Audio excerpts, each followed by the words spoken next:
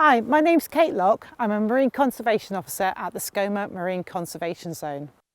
Pembrokeshire is an important area in Wales for grey seals. An estimated 1,200 are born here each year on our remote shores. We complete an annual survey to try and monitor the seal pups from when they're born through to when they molt to their adult pelage.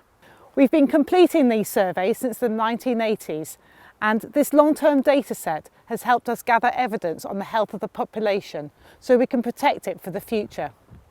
We record when and where each seal pup is born, and then we try and follow the fate of each pup by visiting the shores every 2 to 3 days, and we can follow their development from when they're born as a small white fluffy pup to when they first develop into their adult pelage.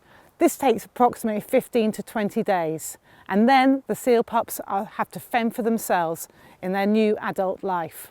An average of 75 to 80% of seals will survive to this stage.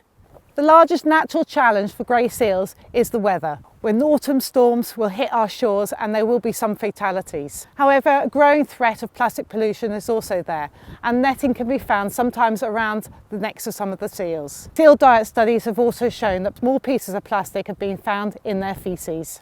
Grey seals are a joy to watch, and we have a great leaflet that can help you do this and shows when and where you can find the seals, and also how to do it safely without causing disturbance.